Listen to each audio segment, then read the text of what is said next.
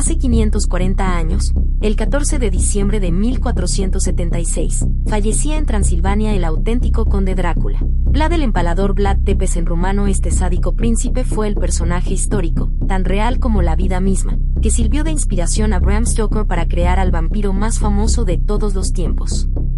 Como parte inmortal del imaginario colectivo, el imborrable y terrorífico personaje de ficción ha permanecido vivo generación tras generación gracias a la literatura y el cine. ¿Pero cuál es su verdadera historia? A diferencia del Drácula de Stoker, Vlad, el Empalador, no era un vampiro, aunque las evidencias sobre sus sanguinarios gustos y gestas hacen pensar que se acercaba bastante a monstruo de carne y hueso. Este despiadado príncipe de Valaquia, la zona sur de Rumanía, se hizo famoso por hacer de la tortura su pasatiempo, ganándose el sobrenombre de El Empalador por su afición a clavar a sus enemigos en estacas. Según los historiadores Raymond T. McNally y Radu Florescu, su padre, Vlad Dracul, de ahí lo de Drácula, que en rumano significa demonio, fue un príncipe rumano perteneciente a la Orden del Dragón, una fraternidad secreta de caballeros que tenía como objetivo proteger los intereses del catolicismo y luchar contra los turcos. Los miembros de esta orden llevaban una capa negra sobre una prenda roja en días señalados, motivo por el que Stoker, conocedor del contexto histórico y buen documentalista, eligió tal atuendo para su vampiro. ¿Por qué este personaje fue tan cruel? En 1444, el padre de Vlad, el Empalador, se vio obligado a entregar a 2 de sus 3 hijos como rehenes, Vlad Tepes, de 13 años, y su hermano Radu, quienes fueron trasladados a Estambul por generales del Imperio Otomano.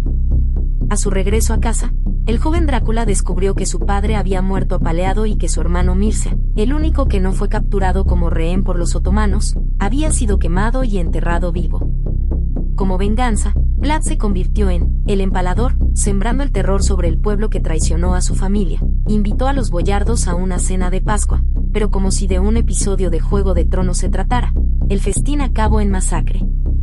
Empalamientos, ejecuciones masivas, crueles torturas. Puede que Vlad no durmiera en un ataúd ni llegara a beber de la sangre de sus víctimas, pero se calcula que entre 1456 y 1462 mandó ejecutar a más de 60.000 personas, sembrando el terror entre cualquiera que conociera de sus hazañas.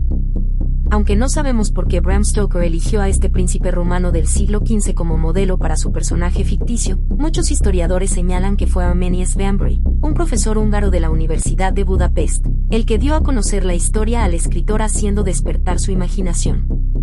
No cabe duda de que Vlad III tenía sed de sangre, aunque fuera en sentido figurado, mientras que en el caso del conocido vampiro gótico, Stoker provocó que la necesidad de hemoglobina para vivir por la eternidad se tomara de forma literal y literaria.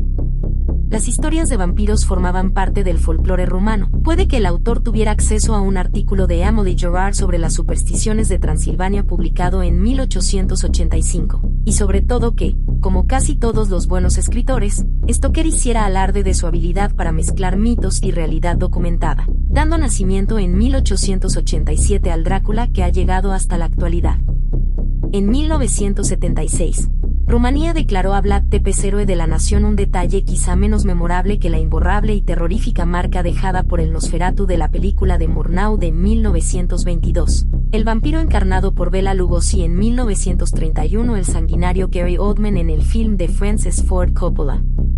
De no ser por Stoker y sobre todo, por el séptimo arte, muy probablemente no conoceríamos la historia de Drácula, pero al menos, tras leer estas líneas habrás puesto remedio al desconocimiento generalizado sobre hombre de carne y hueso que le antecedió. A fin de cuentas, sin las historias sobre sus atrocidades el vampiro inmortal ni siquiera hubiera existido.